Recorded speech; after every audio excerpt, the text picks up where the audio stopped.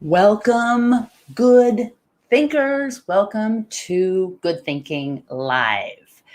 This is the show for you early birds where we spend just a little bit of time stealing time away from all the time that we are told what to think to luxuriate in just a little bit of time at the beginning of the week in improving how we think and thinking about our thinking. So welcome to the show. If you are here on LinkedIn Live, awesome. Let us know who you are and where you're from. And if you're here from YouTube Live, excellent as well. Let us know who you are and where you're from. There is a slight delay between LinkedIn. Well, actually, there's a 10-second delay between what I'm saying and what you're hearing. And then I think YouTube is much more tight on the delay and actual live feed.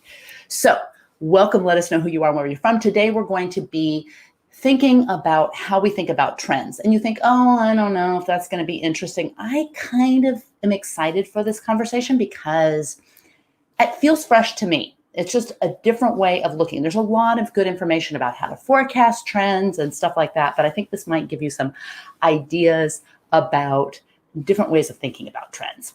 So the first question, and then I'm going to welcome all of you onto the show. The first question is, who can describe the difference between a trend and a fad? You know, you might say trend, this word, or these words, fad, this word. So in the comments, we see it. And we're going to bring as many of your comments into the live stream as possible, but sometimes it gets too fast and I get behind. Okay, so I want to welcome Animesh from India, a regular good thinker. Welcome, Animesh. I'm excited that you're here. Aravind from India. Love from India. Love from the United States. To you. All right. And we have Hussein. Hello, everyone, to Hussein. Let us know where you are from, Hussein. All right. Welcome, good thinkers, to the show. Now, who can describe the difference between a trend and a fad? And then the second question, maybe easier, maybe help you with the first question, is can you give an example of a trend versus a fad? Can you give an example? And I'll give some examples because that reframing may help you think about the next question, which is, could you be thinking that something that you believe, like something you believe about now, what to do, one of those what to do things, might be a fad? You think it's something that's just so true and you believe it to be true, but what if it's a fad? All right, that's my question. I'm going to say hi to Barkley from Washington, D.C. Yay, Barkley. ACL in the house. John from Canada. Gasper from saying hello to everyone. Where are you from, Gasper? Anyway, welcome everyone to the show. Who is thinking about this distinction between trends and fads, and who is slipping into the next level of thinking about questioning whether fads could be tied to belief, and particularly beliefs that are tied to identity, and how that all helps you and also maybe leads you astray when thinking about the future. All right. So we've got Stephen, greetings from the Rose City, Portland, Oregon, and Michael. Welcome, Michael, a regular good thinker with Toronto in the house. Thank you. So glad you're here. Trend is sequential raw data. You're thinking in terms of data. All right. That's really good, Animesh. Yay. I gotta get my rubber chickens out. You guys are already getting rubber chickens. I haven't even awarded any. It is. And that can also help you think about how, if you're not a data scientist or you're not working in data, how to think about trends. So Gasper's from Singapore. Excellent. Hussein is from Bahrain. Fantastic. And Suresh from India. We've got people from all over. And that's what makes this so fun, is to get these perspectives of good thinkers from all over, because it's easy to think that everyone you hang out with, everyone that's in your social circle is exactly like you. Everyone has the same motivations for doing similar things. It's really can be misleading. So I love that we have good thinkers from all over who can provide input and little different viewpoint perspectives. All right. Can you think about where you might be attaching a fad to a belief? And how do you know when you have a fad in your thinking that needs to be revisited? All right. So Stephen says fads come and go and trends signify longer term changes. Absolutely. That's a really good, easy way to think about the difference between fads versus trends. I mixed the two. All right. And then Luis from Brazil, welcome to the show. All right. Now, one thing we know about trends and predicting the future is, well, there is that change and uncertainty is a part of life. What we like and what we believe, even our truth, is ever changing. We know this to be true, but the difference will give a hint, and I think it might change actually how you think about the future. Now, we know that there's all kinds of forecasting things. For those of you who have followed Philip Tetlock's work in super forecasting, there are a lot of statistically significant things and people, super forecasters, that can see the future, that can more accurately predict the future. We're going to do something different because we're going to think about this a little differently versus what to think. All right. So Animesh says the fad is driven by copying someone influential. Yeah, usually that's true. You know, you see something you don't even know, but you see someone that's influential and they're wearing jeans that are all ripped up in one side, down the other. Now, 10 years before, those exact jeans, you would probably feel like, ugh, I got to give these away. I've torn my jeans. 10 years later, you're paying a lot more money for jeans that are ripped. What made that happen? What in your brain, do you remember the day where one day you were like, ugh, these jeans or these pants need to be replaced, and the next day you were paying more for the exact same flawed material? I don't remember the day where my acid wash jeans all of a sudden, and then when you have dirty clothes and now you're paying for dirty jeans. So what made that happen? Well, sometimes we don't know. We don't always know what makes us kind of lean into these fads. But the bigger issue is, how do we know when a fad is a trend and when it isn't? And then when it's tied to our belief, how do we know if this is just a trendy thing in terms of a fad versus a trend versus a longer term thing? All right. So when you look at most articles that suggest how you spot trends, let's just dissect and debate what they say. And then we're going to get into, I think, a better way to think about it, And that's what good thinking is. Not just changing our minds, but constantly upgrading our thinking, because progress isn't about landing on the right answer. Progress is about the goal of continuing to move toward the truth. And that's our goal in good thinking. All right.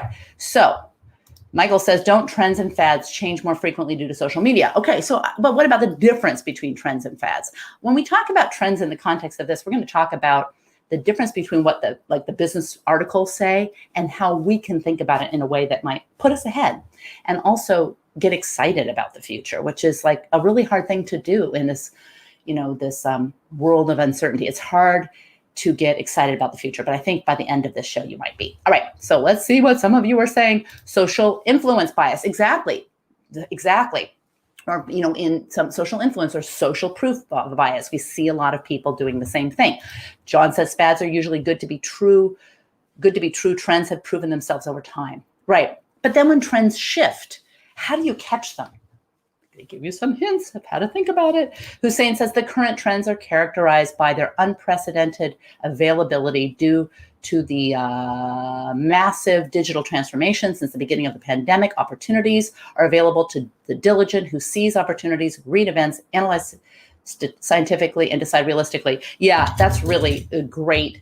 And I'm going to give you another little nugget to go one step deeper, because a lot of us think, oh, this pandemic has really showed us some things that are fundamentally different. And I might argue differently. So let's see if you agree or disagree.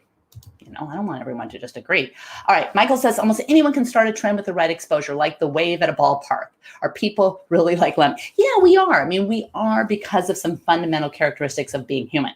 But I would argue that might be a fad rather, versus a trend. So let's think about trends as in like trendy, and let's put those into fads. And then things like trends, like how you see the future. All right. So most articles say you engineer your vision or create your market. So you see a need and you fill it. And that is how you see trends. Okay. I mean, does that help you think about the future? How powerful when you see a list, the 5 things to think about the future, and they say, see a need and fill it. How powerful is that to you? Is that like really insightful or kind of like, yeah, you know, obviously, like, I mean, I'm leading the question, but how powerful is that to you? To me, that's not that powerful. It doesn't really give me insight into new ways of thinking. But, you know, you see that a lot. So what do you think? And then Hussein says, when following trends, it may be necessary to think about ethic, moral, and especially what you're standing for to avoid unnecessary misunderstandings that may initiate unnecessary conflicts. Really good. And I think that's really good. And I think it also hints to where you can go and how you can think about trends in a different way. The lists also say you have to have humility. Okay, you have to have humility. How do you define humility? Do you think you have to have humility to see trends? Well, if you think of humility as low self-regard, then you can think of humility as an exciting opportunity to continue to progress. But let me ask you this. When you see someone on social media saying, I'm humbled to announce, and then they announce something for which they should be proud, and clearly they are proud, how much do you think that reflects humility? Do you really buy it when someone says, I'm humbled by this, and then they put something, instead of saying, I'm proud of this, or I'm excited about this? And I think this is where we start conflating humility with pride, which they're opposites. And there's nothing wrong with calling yourself excited about something, or I'm proud of something. But that's why I'm not sure that humility in the way that we understand it is really the best way of thinking about trends. But, you know, you have to know that you don't know everything. And that's really the benefit of humility, is to acknowledge that you don't know. And when you acknowledge that you don't know, then when you can get closer to the truth, because you can continue to seek. So that's kind of a cool thing about humility, which may help you predict the future, or may help you spot trends. But I think most people, a lot of people, I should say, mix up humility and pride, especially when posting on social media. So that can be a little distracting. And then the next thing that they say is do research. Yeah, duh, do research. Okay, yeah, do research. That's how you identify a trend. How many of you think that's so insightful you would have never thought about it, and you need to read that in a list? I'm being a little sarcastic. I guess that's not very nice. But how many of you think do research? I never thought about doing research to spot a trend. All right, so Arvind says, always start with you don't know. That is a good place to start your thinking. I completely agree.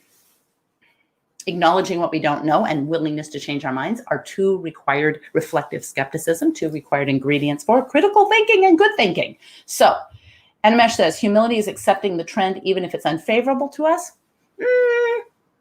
That might be something other than humility. You might need humility to do that, but I don't know if that's a definition. You think maybe that's a definition, or one of the definitions or byproducts of humility. All right. And then they say, have compassion for yourself and think ahead. Use diverse sources of inspiration like podcasts, articles, and books. Actually, I think that's probably the best advice in this list, is to use diverse sources of information. But I think you have to do something beneath the surface of that. Otherwise, you end up just going to the same podcasts and sources of information that interests you. I think one of the things that might upgrade that is to actively work on getting curious about things, even things that you're not that curious about to begin with. So that could be something. What do you think about this? What do you think about the importance of curiosity in identifying trends?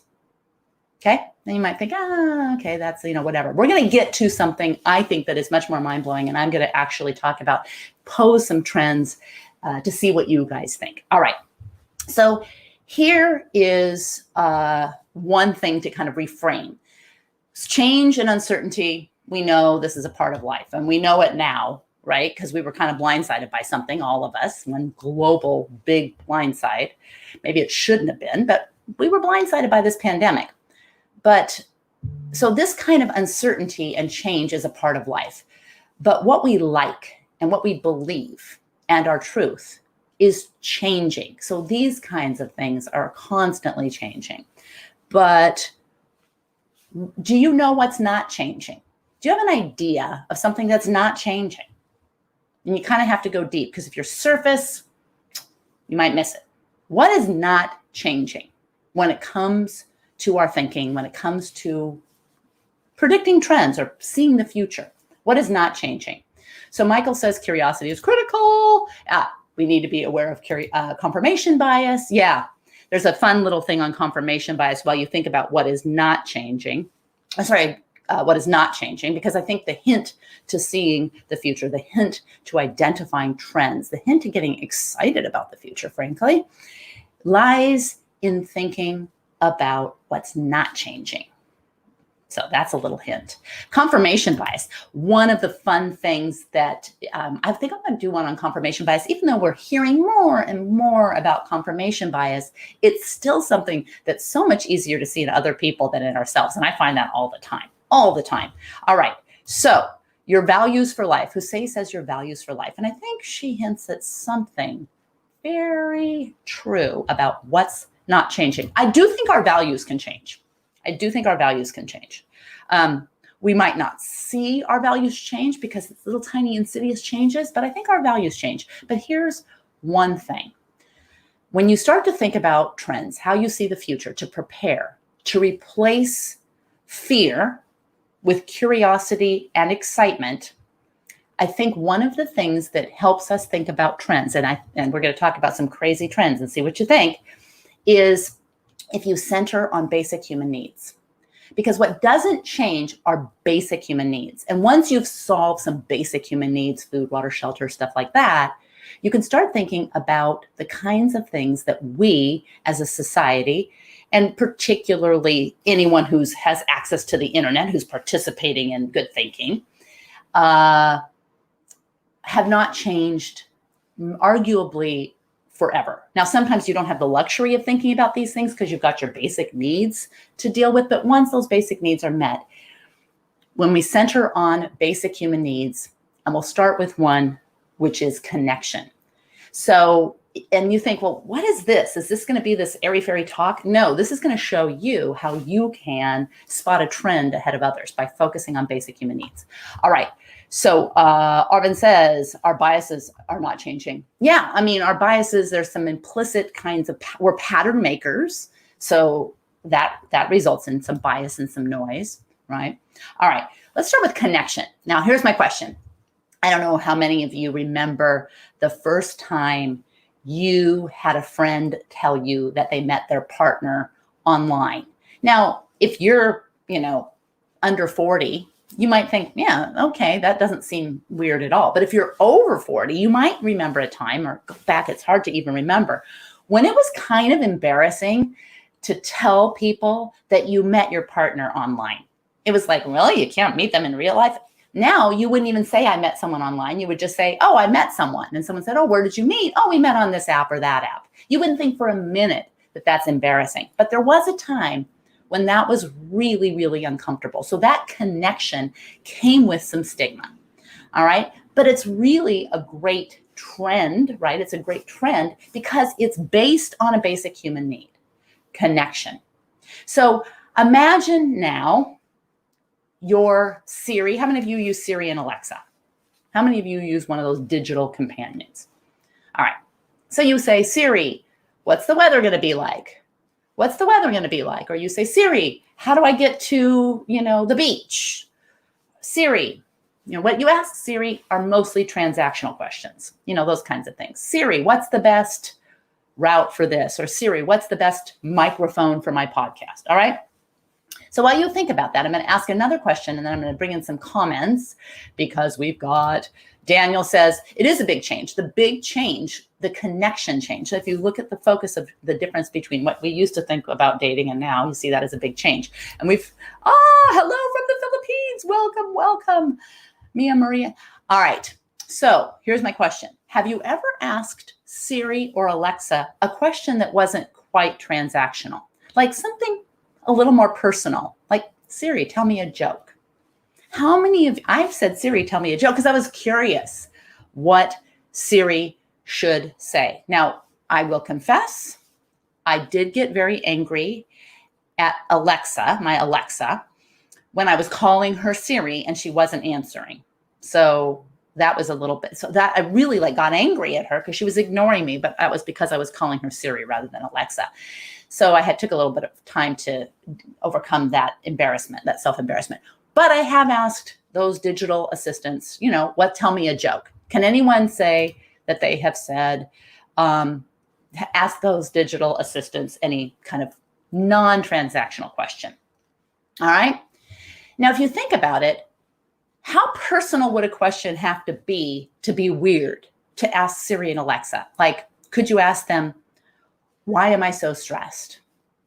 And if you did, and they gave you some pat answer, would that be helpful?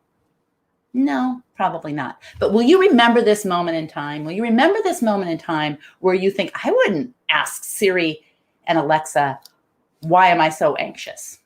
Why am I depressed? Why am I not happy? You might remember this conversation, this good thinking conversation, because there will come a day where you will ask some kind of digital assistant, because connection. You will ask whether there's a robot or some kind of visual or just a square that's an Alexa or Siri that looks like something sitting on your desk. But there will come a day where you ask a question of a digital assistant, a digital other, something with whom you're going to connect. And you will ask them a question. And they will give you insights that blow your mind. Because that assistant might know you better than you know yourself. Maybe know you better than your therapist, better than your best friend, better than your spouse. And how will they know this? How will they know this? They'll know it because we're giving them information all the time. Every time we click or share or like, even this conversation, right? They will know this. And so when you think about this trend, you can start with connectedness. Like you can start with what doesn't change is that humans need connection. And then you have to kind of scooch your judgment, like get rid of your judgment and really aim at curiosity, and you can start seeing the future. All right. So Anamish says, over time, if we don't work on our biases, they become our reality. Yes. Yes. And Hussein says, now people get accustomed to changes by time. Yeah. And here's the deal. You might not remember the day when you ask Siri. Maybe Siri doesn't look like Siri. Maybe Siri looks like your best friend. Or maybe you can design Siri to look however you want. You can make Siri into the best version of your trusted advisor. So every physical characteristic that you want, you can make that digital assistant or digital friend, companion, partner, turn that into whatever you want. And you can change it. And then you ask a question that gives you so much insight and you start to create that connection. Why would that not happen? How would you not see that happening? So Sharis says, fascinating. I once asked Alexa that I'm stressed out just for fun. And Alexa offered to play relaxing music. And at this point, it's just for fun. Go back 20 years if you're single and think, oh, I went on an online app just to see how it works. Okay? It's the same kind of thing. But exposure. Suresh says makes a really good point because you just do it for fun. And then what if Alexa offered something that was so much more, so much deeper, so much better than a list that you could get online? Something really tailored to you. What if Alexa, instead of saying, play some relaxing music, said, you've been, and explains the way you've been feeling in a way that you never told anyone, and then gave you advice for moving forward. All right? Okay. So Daniel says, that's funny. Yeah, but it's great. I've asked Alexa, tell me your favorite joke. And it still seems a little bit gimmicky.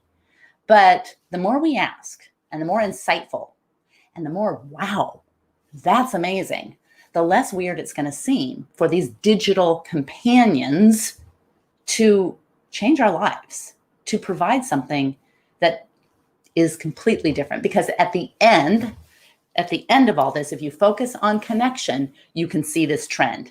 And you can't unsee it once you see it. All right, so it's already here. Yes, John says it's already here. It's here, but it still seems a little weird. There's like this uncanny valley. Like Alexa doesn't look like our friend, or Siri is like something. until we design it. All right. The next one, and I want to make sure that we get to these because I want to talk about something that might be mind-blowing in terms of how we think about trends at work and where we might be focusing our attention in the wrong place. Okay. The next one is meaning of life. Like not meaning of life, but meaning of our lives. There's two kinds of ways of thinking about the meaning of life, and that doesn't change. It hasn't changed for thousands of years. Why am I here? What is my purpose? And then the second way, it we'll get to in a minute, which is kind of like, what is the greater meaning of life? Is there a higher power? These are questions that humans have asked forever, and we're not stopping. So these things aren't changing. Now, how we answer them is what's going to change, and that's where you can start to see trends. All right. So think about your own meaning of life. How am I different? How am I better? So my sister is a great singer. So she loves to go to karaoke because she's really good. And if I was that good, I would love to go to karaoke all the time because, so I do the background singing. But what if I had a device that I could hook up to the karaoke microphone, and when I was squeaking along with, you can ring my bell, all of a sudden it like fixed all that pitchiness and fixed all that bad off-key stuff in real time. Then I would start upgrading myself as a karaoke singer. So here's the question. Do you have any device that you use to upgrade yourself? Hint or app. What's your favorite app to upgrade yourself? Google anyone? You're in a debate. You're in an argument. You don't know these facts. You don't know the history. You don't know anything. Someone mentions something about some topic that you know nothing about. How do you upgrade? In a way that we could not have done 30 years ago, 20 years ago. How do we upgrade? This is a form of upgrading. Now, it's exogenous, so it's outside of our bodies. But if you think about the fact that we want to differentiate ourselves from other human beings, we want to have a purpose that is somehow different from our best friend, from our husbands, from our wives, from our partners.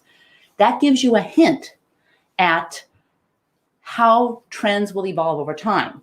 Now, if all of a sudden I could maybe implant something or put something around my wrist so that I went to karaoke and I could sing like Mariah Carey or someone that you think is an amazing singer, I don't know, Celine Dion.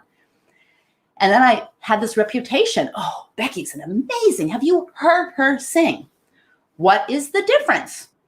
What is the difference? At what point does that become me? At what point do I believe that I'm knowledgeable because I'm able to look things up on the fly?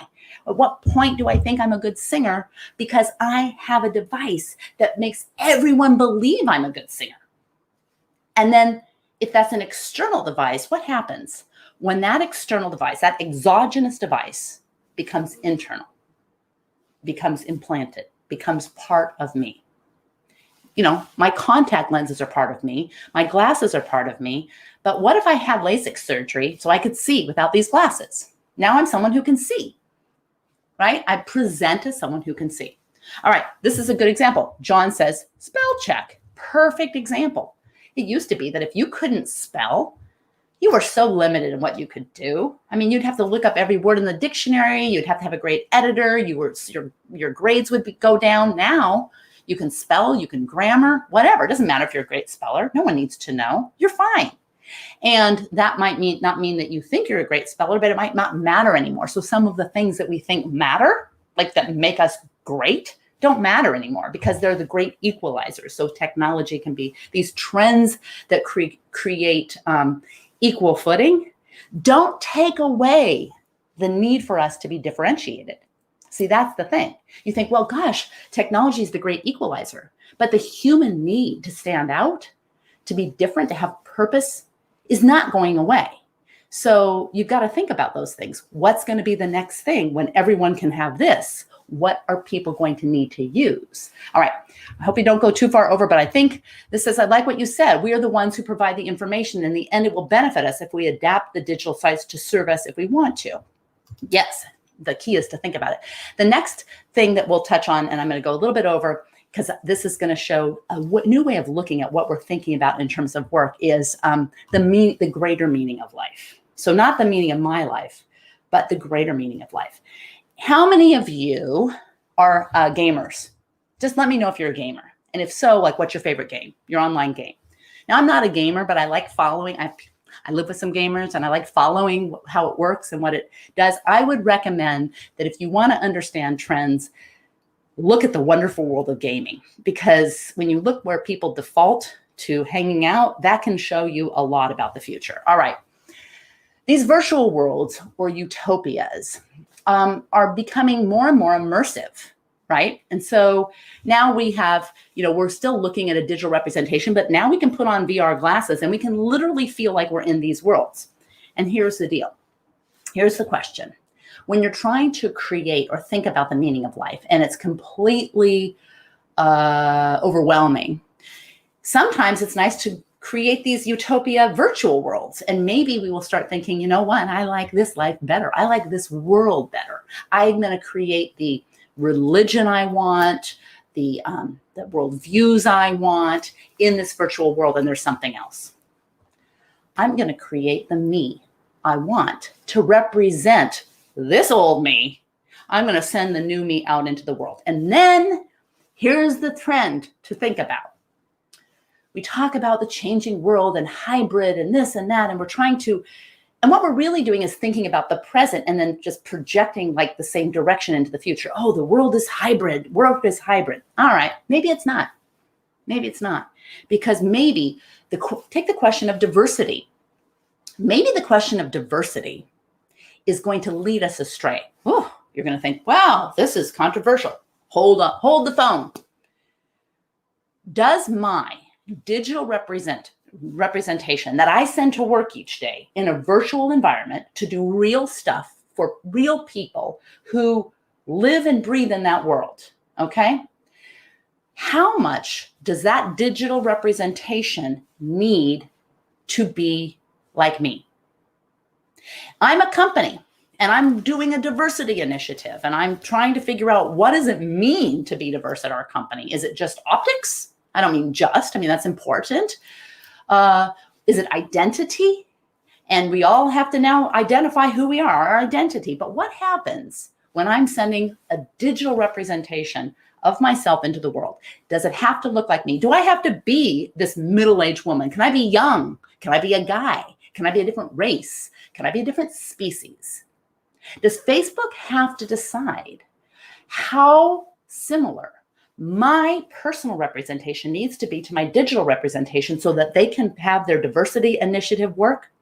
These are the kinds of questions that, if you think about basic human needs that are unchanging, instead of thinking about what the present is and all these changing things and tweaking around the edges to project into the future, this is how you can think about trends in a way that might help you get ahead, that might help you start asking questions that aren't trendy as in fads, but start asking questions that might help you get excited, not just prepared, but excited for the future.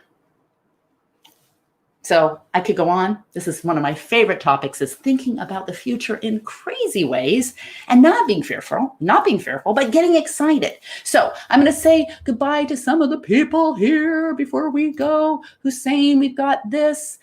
We have got Flight Simulator. Mike says he does Flight Simulator. That is so hard. Cool though. Technology trends are wonderful, but there is importance in protecting and respecting human rights, not to violate these. Yeah. What are the human rights we owe to our digital representations? Does my avatar have human rights? What rights does my avatar have? Emojis, like bit emoji, right? How much does my bit emoji? If I gain 30 pounds, do I have to add 30 pounds to my bit emoji? These are the kinds of questions. So anyway, continue with your comments. Let's keep the conversation going. I think on the 30th, at 9 o'clock, you should tune into LinkedIn, because we're having a panel conversation about the future of work. We'll see if we can bring in some of this crazy new thinking to some of the more traditional thinking about what hybrid means and some of these other questions, to see if we can shake the branches and move from what to think to how to think. But thank you so much for being here. We are here almost every Monday, and we'll talk about all kinds of these things to move from what to think to how to think. So have a great week.